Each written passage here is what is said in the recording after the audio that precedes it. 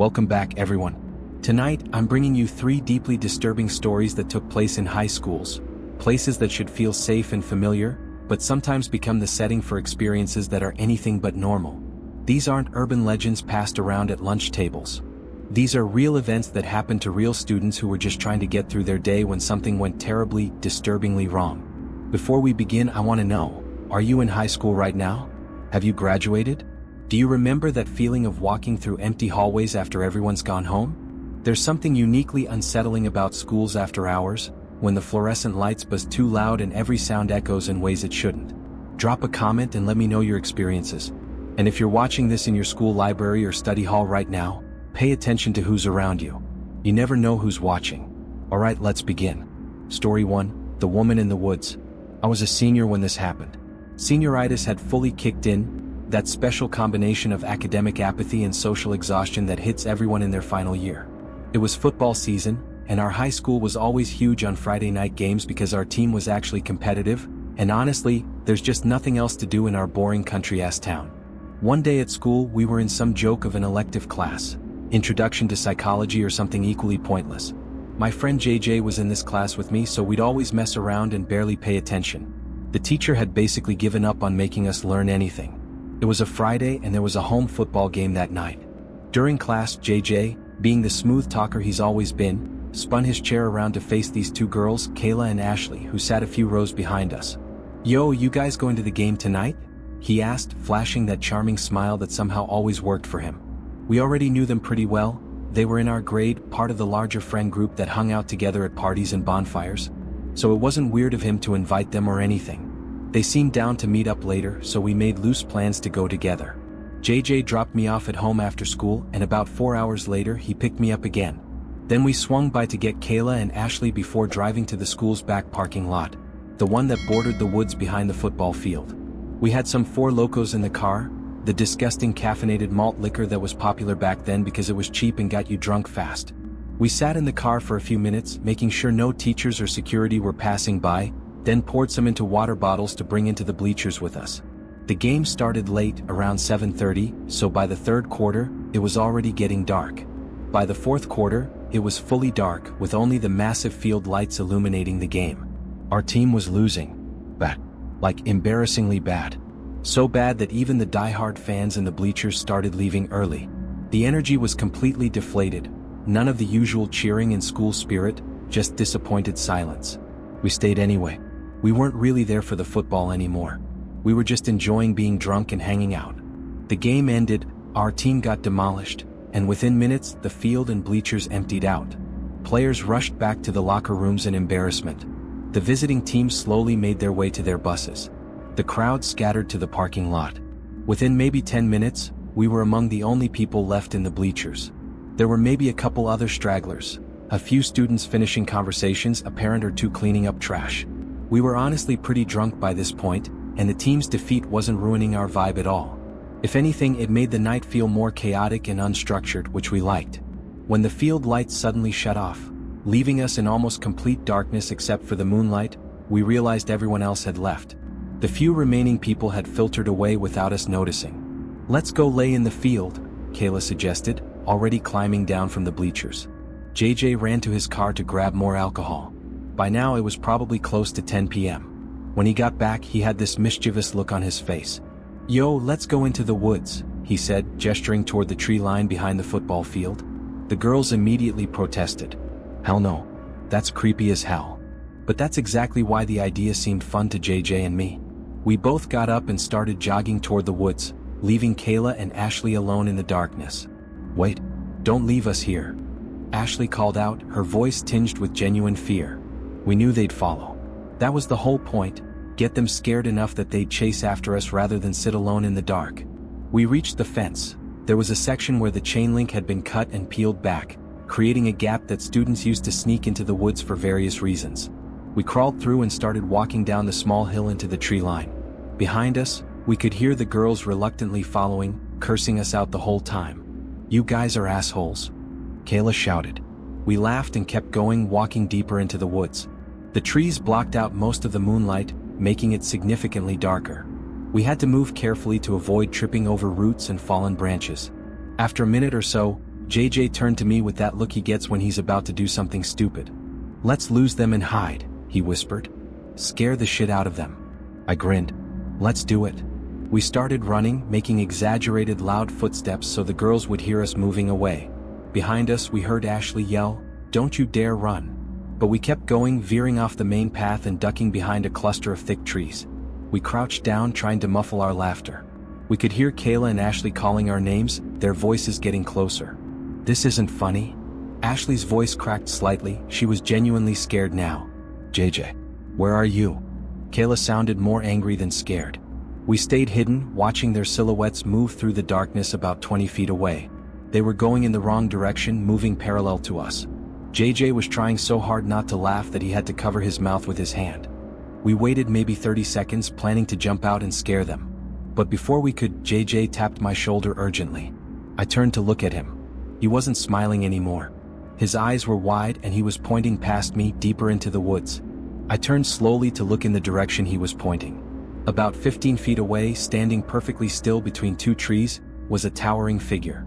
At first, my brain couldn't process what I was seeing. It was so dark that details were impossible to make out clearly. But the figure was definitely there, a tall, dark silhouette that seemed to absorb the faint moonlight rather than reflect it. And it was tall. Way taller than any normal person should be. Maybe 7 feet. Maybe more. It was hard to tell in the darkness, but the proportions were wrong. We both froze, staring at it. Then it spoke. A woman's voice. Low and raspy, but definitely feminine. "You kids shouldn't be in here." The voice sent ice through my veins. It wasn't angry. It wasn't threatening. It was just matter of fact. Like she was stating an obvious truth. JJ and I didn't move. Didn't speak. We just stared at the figure, trying to make sense of what we were seeing. And then I noticed something that made my blood run cold. The figure was getting bigger. Closer. But I didn't see any legs moving. I didn't hear footsteps. It was just approaching. Smoothly. Silently. Like it was gliding across the forest floor. "Run," JJ whispered. We both turned and bolted. We crashed through the underbrush, not caring about the noise we were making, just trying to get away.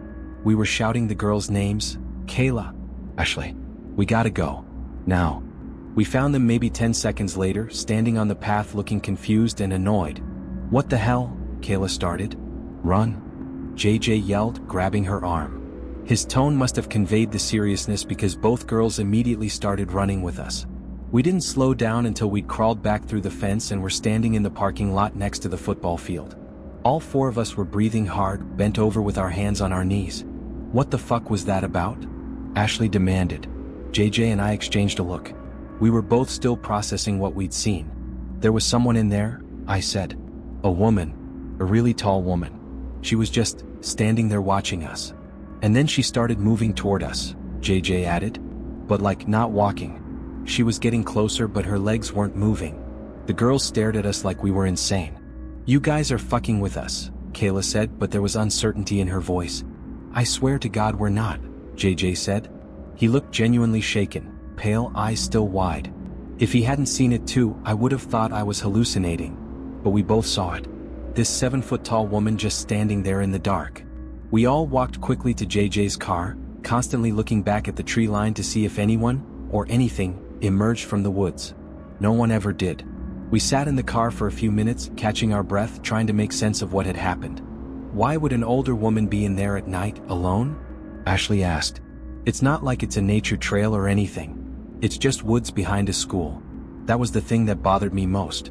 There was no good reason for anyone to be in those woods at night. And our school didn't have security back then. No one patrolling the grounds or checking the property. So who was she? What was she doing there? And why did she seem so unnaturally tall? The four of us ended up going to hang out at JJ's house after that. I'll leave the rest of that night to your imagination. Let's just say the combination of adrenaline and alcohol made for an interesting evening. But the story doesn't end there. We're now fast-forwarding to that summer, about 8 months later. I'd taken a job as a summer custodian at the school. It was easy work and they gave me a raise every summer I returned, so it was worth it. There were usually about 4 of us working, 2 older full-time custodians and me and another 18-year-old student. One afternoon I was in the center courtyard of the school mowing the grass. It was hot as hell and I was just mindlessly pushing the mower back and forth, not really paying attention to anything. I happened to glance up at the building and I saw someone standing at an upstairs window. It was an older woman. Maybe 65 with short curly hair. She was just standing there, perfectly still, looking down at me. I stopped mowing and stared back. Something about her felt off, but I couldn't put my finger on what. I raised my hand and waved. She didn't wave back. Didn't move at all. Just kept staring. My skin started to prickle. The distance and the glare on the window made it hard to see her face clearly, but something about her posture, her height. I basically ran inside to where my boss was working. "Hey, who's that woman upstairs?" I asked, slightly out of breath. He looked up from the floor he was mopping. "What woman?" "There's a woman standing in one of the upstairs classrooms. I saw her through the window." He frowned. "There's nobody else in the building today except us." "No, I definitely saw someone. Come on, I'll show you." He followed me upstairs. I led him to the math hallway where I'd seen her. I was pretty sure it was one of the math classrooms based on the window position. But when we got there, all the classroom doors were closed and locked. The lights were all off. Through the small windows in the doors, we could see the classrooms were empty. My boss gave me a look. "See? Nobody here. Maybe you saw a reflection or something." "I know what I saw," I insisted. "There was a woman. She was standing right there." He sighed. "Look, it's hot out. You've been working in the sun. Maybe take a water break, drink some coffee, wake yourself up a bit." He went back downstairs, clearly thinking I was seeing things. I stood in that hallway for a minute, staring at the classroom doors, trying to figure out which one she'd been in. But they all looked the same. Empty, dark, silent. I was genuinely freaked out, but I had work to finish. After I completed the mowing, I started mopping the upstairs hallways and classrooms. Eventually, I made my way to the math hallway. My process was always the same. Open all the doors, turn on all the lights, then mop each room systematically. I had my portable radio sitting on the floor playing music like I always did. I was mopping about 3 rooms down from where I'd started when, over the music, I heard a distinct voice. A woman's voice. "Young man." It was clear as day. Not muffled or distant. Like someone was standing right there in one of the nearby classrooms. I immediately turned off the radio and started checking every classroom, my heart pounding. "Hello?" I called out. "Is someone up here?" I desperately wanted to find someone. Anyone. A teacher who'd come back for something. A staff member I didn't know about. Any normal explanation. But every single classroom was empty. I checked behind desks, inside closets, even in the corners where shadows made it hard to see. Nothing. No one. The hairs on my arms were standing straight up. I could feel that fight or flight response kicking in, that primal instinct that tells you you're in danger. I abandoned the mopping and went straight back downstairs to find my boss. "Someone's up there," I said urgently. I heard a voice. A woman's voice calling me young man. He looked at me with a mixture of concern and skepticism. We went back upstairs together and I explained exactly where I'd been standing and what I'd heard. We checked every classroom again. Together this time. Still nothing. My boss put his hand on my shoulder. "Go home. Take the rest of the day off. Get some sleep. You're obviously stressed out or something." "I'm not making this up," I said, but even to my own ears I sounded desperate. "I believe that you think you saw and heard something," he said carefully. "But there's nobody here. Trust me. Go home, rest up, and come back fresh tomorrow." I left, but my mind was racing the entire drive home. That night I couldn't stop thinking about it. The woman in the woods. The woman in the window. The voice calling out to me. And then it hit me, what if they were connected? What if the figure JJ and I had seen in the woods behind the school was the same thing I'd seen in the window and heard in the hallway? The height matched. The age seemed similar, at least from what little I'd seen. And both encounters had the same quality of wrongness, like reality was slightly off. When I came back to work the next day, I told my boss I just didn't want to work in the math hallway anymore. I said it creeped me out after what happened, and I'd be more comfortable working in other parts of the building. He agreed without argument. Probably thought it would help with whatever psychological issue he thought I was having. For the rest of that summer, I never went back to that hallway. I'd clean every other part of the school, but I'd skip those classrooms entirely, and my boss never pushed me on it. It's been years since then. I've graduated, moved away, started my adult life. But I still think about that summer. About the woman in the window who didn't move. About the voice that called out to me in an empty hallway.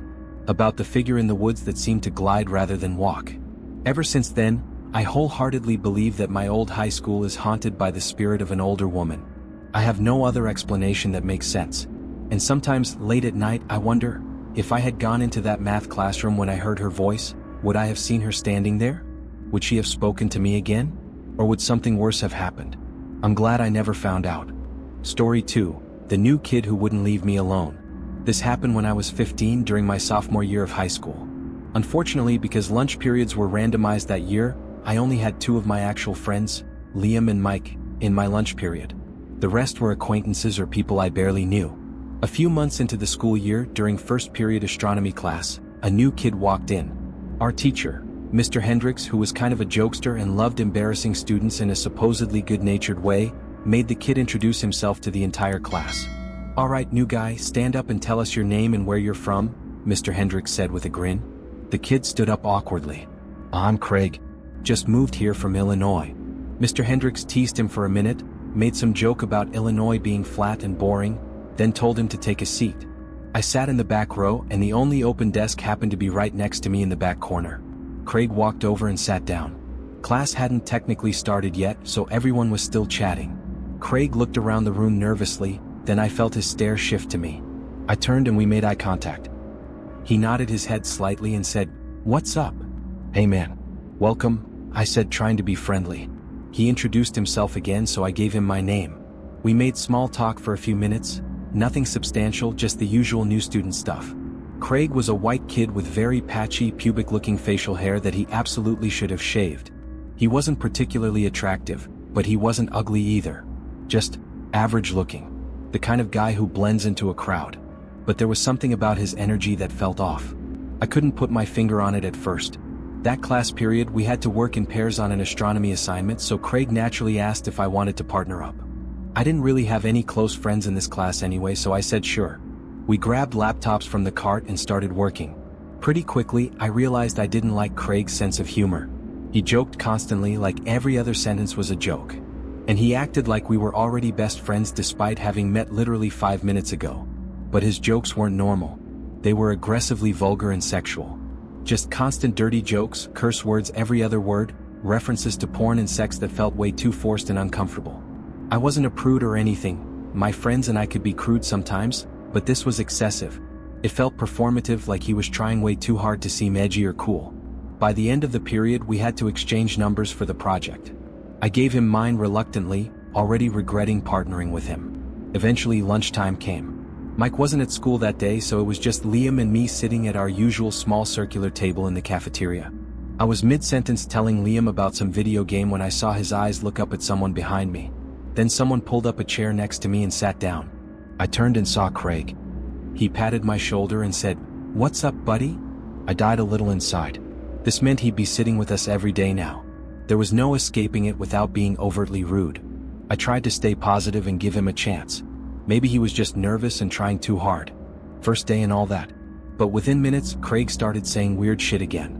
Liam tried being polite at first, but eventually he caught on that something was off about this kid. He kept shooting me these knowing glances when Craig wasn't looking. Those, "What the fuck is wrong with this guy?" faces that only your best friend can give you. That lunch period cemented the fact that Craig was not normal. I'm not judging anyone for being socially awkward or having trouble making friends. But Craig wasn't just awkward. There was something dark about him. The things he'd say went beyond social ineptitude. They were genuinely disturbing. After school that day, it was a Friday, I started walking home. My house was about a 10-minute walk from school, and I usually didn't mind the walk. It gave me time to decompress. On my way, I got a text from an unsaved number. When I opened it, I realized it was Craig. The message said, "Turn around." Confused, I turned and looked behind me. Craig was running down the sidewalk toward me, waving enthusiastically like we were long-lost friends reuniting.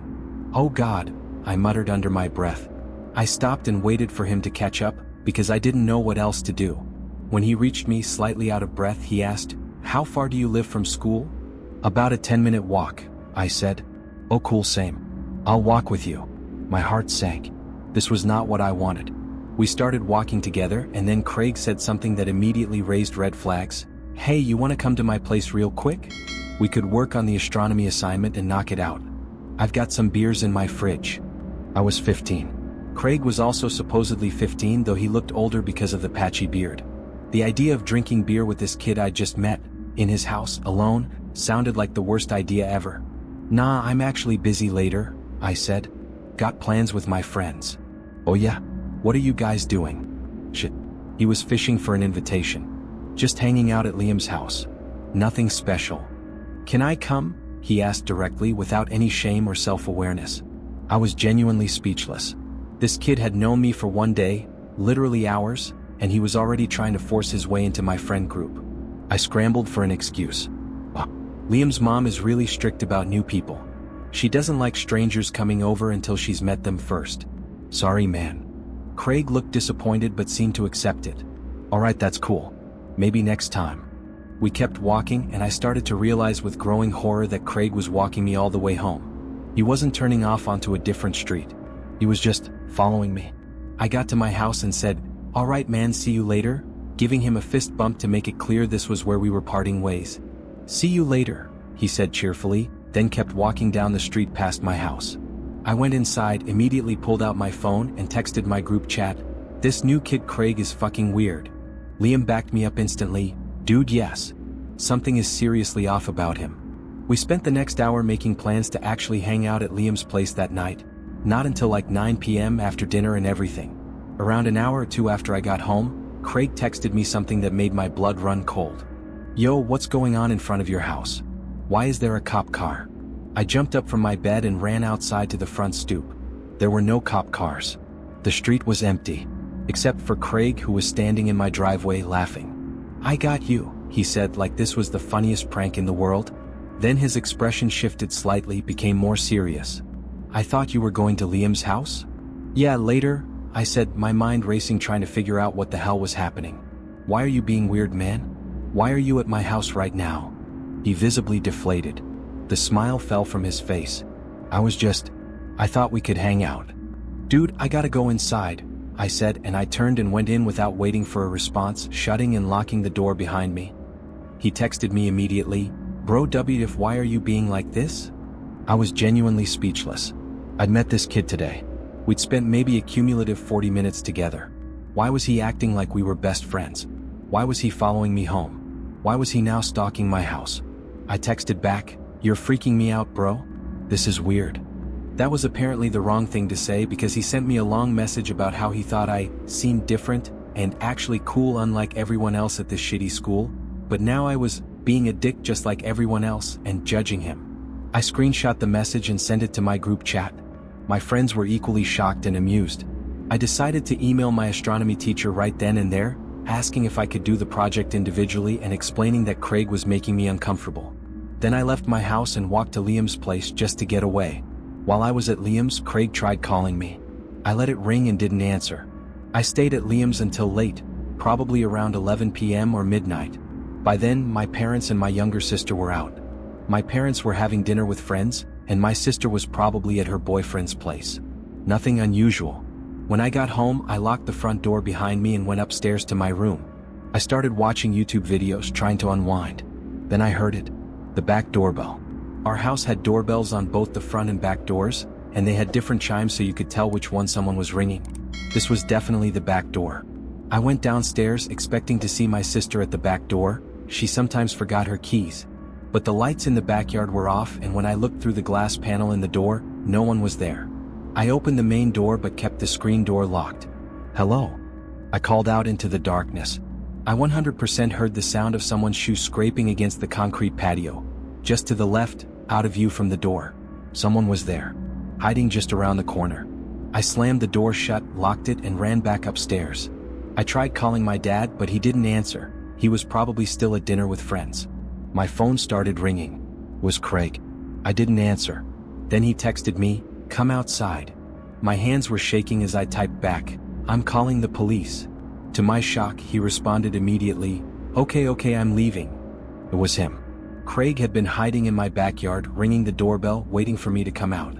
I immediately took screenshots of the texts and sent them to my family group chat and my friends. Then I sent them to the school administration email, explaining everything that had happened. The school reached out to Craig's parents the next day. Apparently, and this is the part that still gives me chills, this was the exact reason Craig's family kept moving around. This wasn't the first time he'd done something like this. He developed these intense, obsessive attachments to people at every school he attended, and when they rejected him, he'd escalate. Stalking. showing up at their houses. In one case, he'd apparently broken into someone's garage. His family kept having to relocate because of the problems he caused.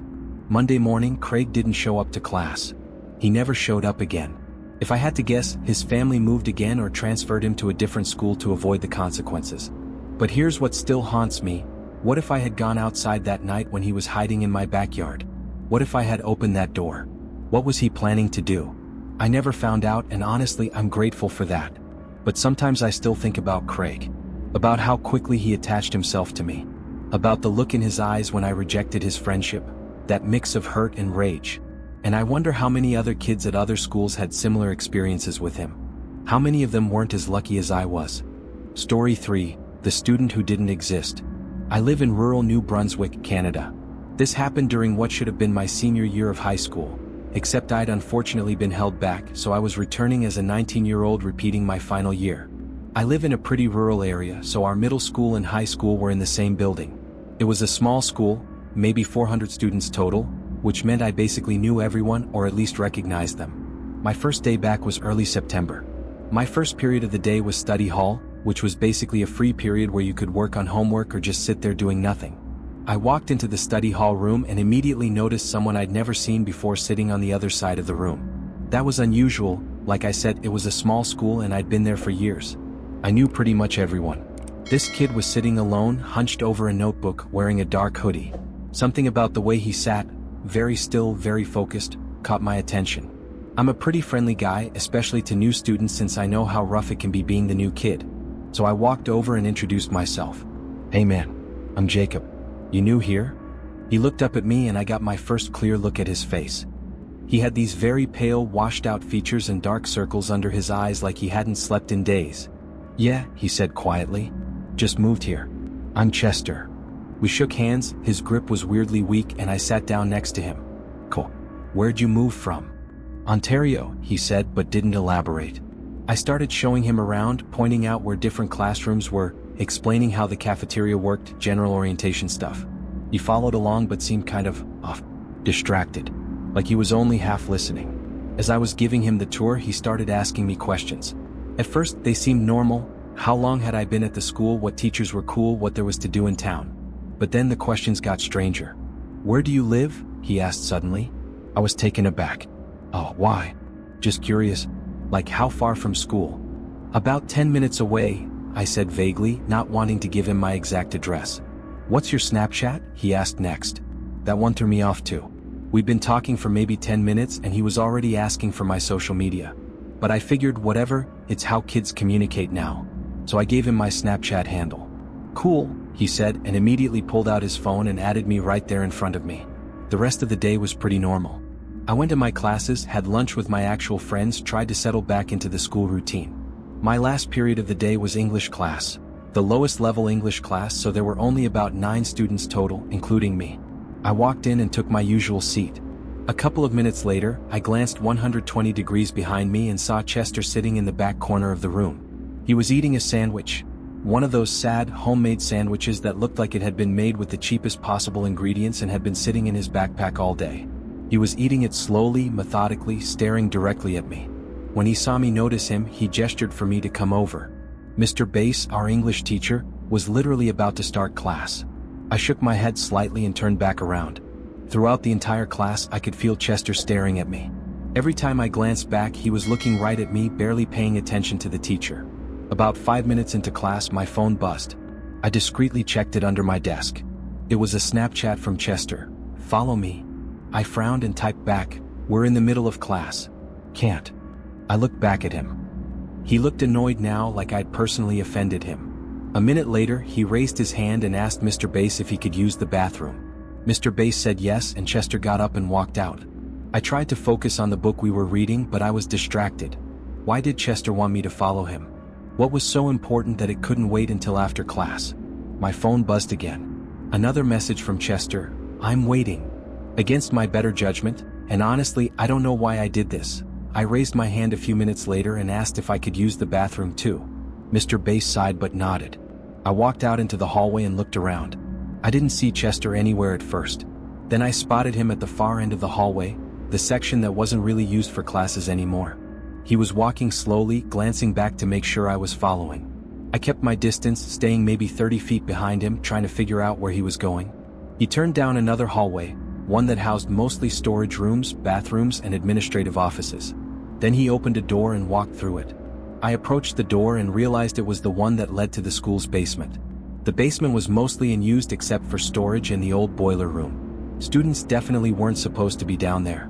There was no way I was following him down there. I stood at the door for a moment, then turned and walked back to class. When I sat down, my phone immediately buzzed. "Chester, why didn't you come down?" A minute later, another message. A photo of himself sitting in the basement, eating that disgusting sandwich, surrounded by boxes and old equipment. Then another message, "Come down here." I was officially creeped out. I typed back, "Dude, leave me alone." Then I removed him as a friend on Snapchat and blocked him.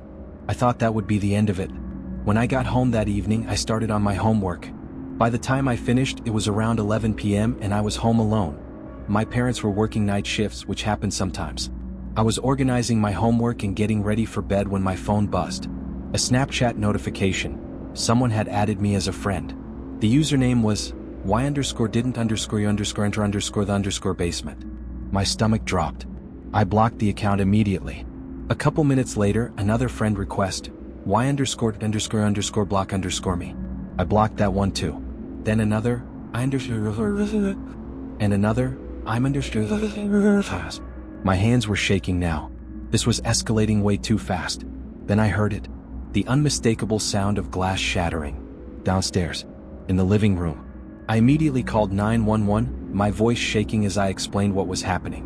The operator told me to find a safe place to hide and lock the door. She said police were on the way.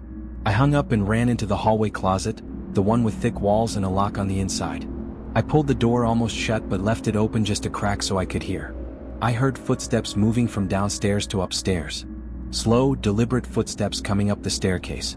Through the tiny gap in the closet door, I saw a figure appear at the end of the hallway. It was Chester. Standing there in the darkness, looking into each room, searching for me. My heart was pounding so loud I was sure he could hear it. He moved slowly down the hallway, checking my sister's room, then the bathroom, getting closer to the closet. He reached for the closet door handle. I held my breath, pressing myself back behind a large storage container, trying to make myself as small as possible. Chester opened the door and reached inside, fumbling for the light switch. He couldn't find it. The light switch was on the outside of the closet and he was reaching on the inside wall. After a few seconds of searching, he gave up. But he didn't close the door. He just stood there listening like he knew someone was inside but couldn't pinpoint exactly where. Then I heard it, police sirens in the distance getting closer. Chester's footsteps retreated quickly. I heard him running down the stairs, and then the sound of a window opening and closing in the basement. When the police knocked on the door, I burst out of the closet and let them in, practically hyperventilating. They searched the entire house. Chester was gone. He'd escaped through a basement window. The police took my statement and collected the broken glass from the living room window as evidence. They said they'd do their best to trace the Snapchat accounts. The next day, I went to the principal's office to report what had happened. I explained everything, how Chester had been following me, asking weird questions, luring me to the basement, breaking into my house. That's when the principal told me something that made my blood run cold. "There's no student enrolled here named Chester," he said. "I checked our records. Nobody by that name. Nobody matching that description." I insisted that he'd been in my study hall in my English class, that multiple people had seen him. They checked the security footage. It turned out Chester had snuck into the school through a back entrance that was supposed to be locked but had a faulty latch. He just walked in and blended in with the other students.